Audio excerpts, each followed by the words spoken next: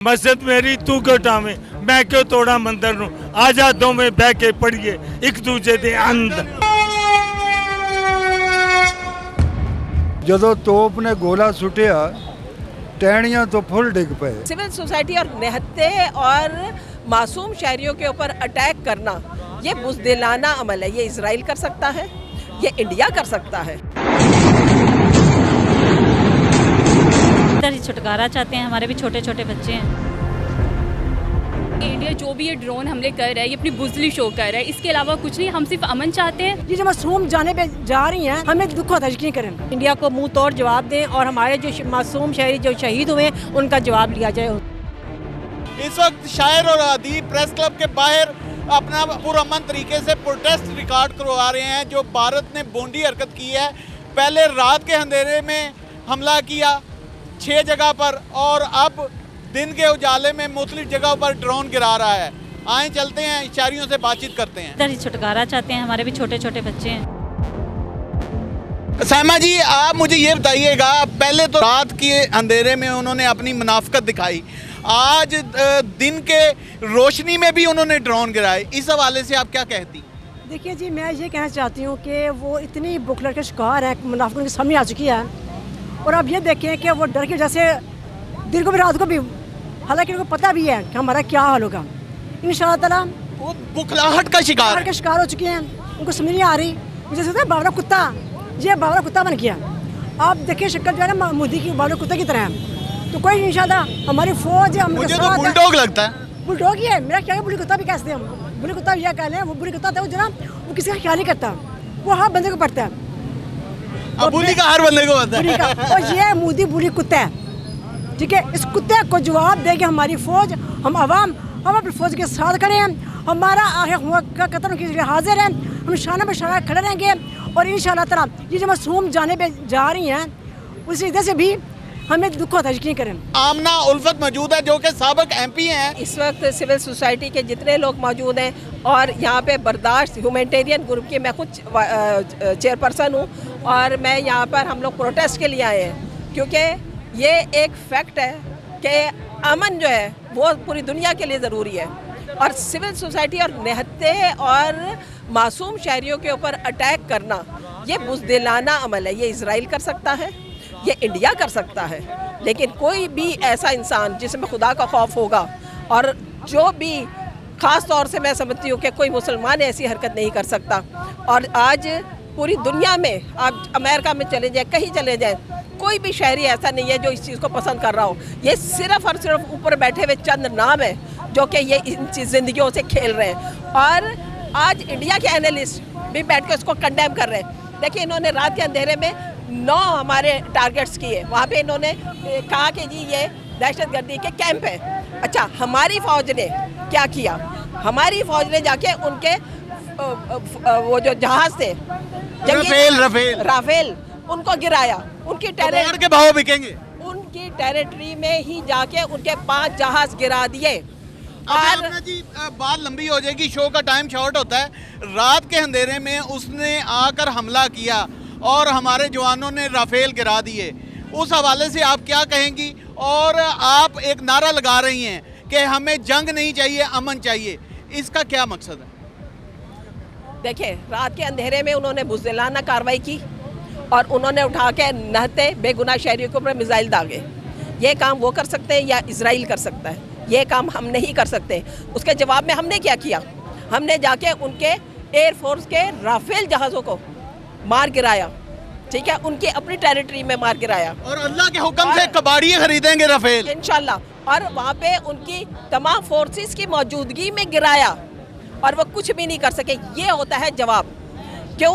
हमारे जो आज हमारे पास जो हमारे जांबाज, जो हमारे इस वक्त जंगी जहाज़ उड़ाने वाले जांबाज हैं, हमारे पास प्रैक्टिकल लोग मौजूद हैं, हमारे पास एक्सपीरियंस है। हम तो 25-30 साल से हालत जंग में। आप अभी भी कह रही हैं जंग नहीं अमन, जंग नहीं अमन, जंग नहीं अमन, क्यों?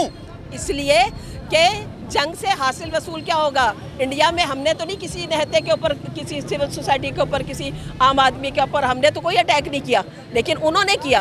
क्या ये सही बात है? क्या ये जंगी असूलों के मुनाफी नहीं है? क्या ये पूरी अब हम अक़वाम मुत्तहिदा की तरफ देखते हैं, लेकिन मैं ये समझती हूँ कि हमें अपने फैसले खुद करने चाहिए। अक़वाम मुत्तहिदा ने क्या कर लिया?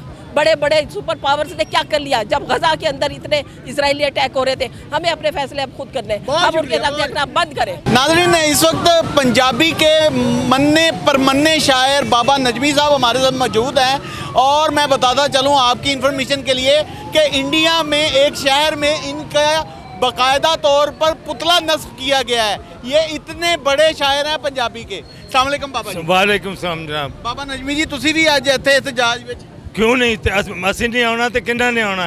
ये साडा हक बनता, बल्कि फर्ज है साडा कि ਅਸੀਂ आइए और अमन दे वास्ते जिन्नी कोशिश हो सकती, बल्कि ਇੱਥੇ ਤੇ ਹਜ਼ਾਰਾਂ ਲੋਕ ਚਾਹੀਦੇ ਸੀ। अमन वास्ते सारी लोगों ਲਈ गुजारिश करना कि मस्जिद मेरी तू क्यों ढावें, मस्जिद मेरी तू क्यों ढाव, मैं क्यों तोड़ा मंदिर नूं। कोई ना मस्जिद ढाण की लोड़ है ना मंदिर ढाण की लोड़ है। मस्जिद मेरी तू क्यों ढावें, मैं क्यों तोड़ा मंदिर नूं। आ जा दोवें बह के पढ़िए एक दूजे दे अंदर, ते सदियां वांगू अज भी कुछ नहीं जाना मस्जिद मंदिर दा। लहू ते तेरा मेरा लगना तेरे मेरे खंजर नूं। ये उत्थे ही रहनियां ने, लहू ते तेरा मेरा लग जाना, लहू ते तेरा मेरा लगना तेरे मेरे खंजर नूं। तो रब करे तू मंदिर वांगू वेखे मेरी मस्जिद नूं, राम करे मैं मस्जिद वांगू वेखा तेरे मंदिर नूं। तो तू बिस्मिल्ला पढ़ के मैनू नानक दा प्रसाद पढ़ा, मैं नानक दी बाणी पढ़ के दिया हुसैनी लंगर नूं। तो साडे सिंगा फसदे रहना, खुरली टंदी रहनी है जिन्ना तिकर नथ ना पाई नफरत वाले डंगर नूं। बस यो साडा पैगाम है कि नफरत नूं मारो, ये नफरत वाला डंगर जेड़ा इनू खत्म करिए ते अमन होवे।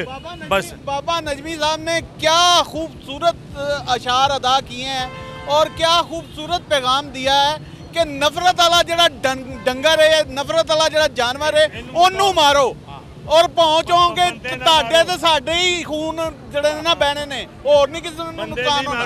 डंगर मारो, नफरत वाला डंगर मारो, बंदे नहीं मारो। जंग तो बिल्कुल भी अच्छी चीज़ नहीं है। अमन जो है, जंग में जीतने वाला भी रोता है और हारने वाला भी। और नज़ीर कैद साहब अमन की और हम सब उम्मीद करते हैं, और उनका अमन का एक बड़ा खूबसूरत शेर, फाख्ता उड़ रही है टैंकों पर, फाख्ता उड़ रही है टैंकों पर, तोप में घोंसला बना हुआ है। शुक्रिया सर, आप भी को दो लाइनें प्लीज। बस दुनिया में हथियार बनाने वाले, पिंजरे बनाने वाले ये जालिम होते हैं, और ये कारोबार है जंग असला बेचने वालों का। तो हम असला बेचने वालों को अपनी लाशें नहीं उठाने देंगे। लाशों की बजाय एक दूसरे को फूल पेश करें और मोहब्बत पेश करें। कोई शेर के ज़रिए उन्हें पैगाम जारी करें। जी, शेर एक मेरी पंजाबी बोली है कि जदों तोप ने गोला सुटिया टहनियां तो फुल डिग पे। तो ये तोप नू बंद करो, टहनियां तो फुल ना सुटो। डॉक्टर नबीला तारिक, उनसे जानते हैं कि उनके क्या जज्बात हैं। अस्सलाम वालेकुम। जी, जज्बात तो ज़ाहिर है सारे पाकिस्तानियों के इस वक्त एक जैसे हैं, और सारे हम लोग इस वक्त बहुत ज़्यादा दुखी भी हैं, क्योंकि आपने देखा कि किस तरह से इंडिया हमारी सलामती को चैलेंज कर रहा है। और हम लोगों, लेकिन हमें इस बात पे भी फ़ख्र है कि हमारी पाक फ़ौज ने बहुत ही खूबसूरत उनको अंदाज जवाब दिया है। और वो आपको याद होगा कि 2019 में भी हमारे जो जनरल साहब थे, जनरल गफूर साहब, उन्होंने कहा था कि हम इंडिया को सरप्राइज़ देंगे, और हमने उनको सरप्राइज़ दिया भी था। और इंडिया चीख उठा था और पूरी दुनिया को चीख कर बता रहा था कि हम पाकिस्तान ने हमारे साथ क्या किया।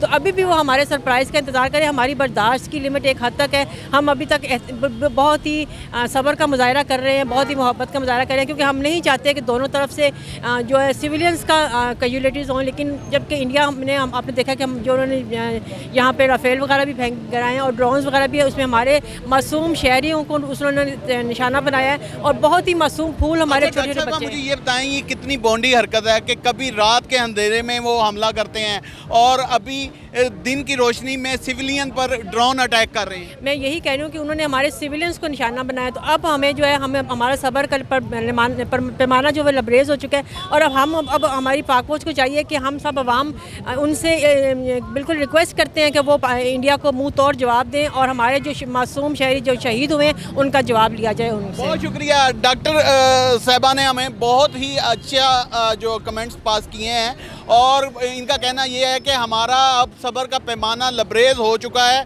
और हमारी पाक फौज को चाहिए कि इंडिया को मुंह तोड़ जवाब दें। इसी के साथ अपने मेज़बान इमरान और कैमरामैन सैयद ज़ैगम अब्बास को दीजिए इजाज़त। देखते रहें डेली सोशल पाकिस्तान। अपना और अपने प्यारों का ढेर सारा ख्याल रखें। अल्लाह निगहबान। नाज़रीन गिरामी, कबल आपसे गुजारिश है कि हमारे चैनल को सब्सक्राइब कर लें।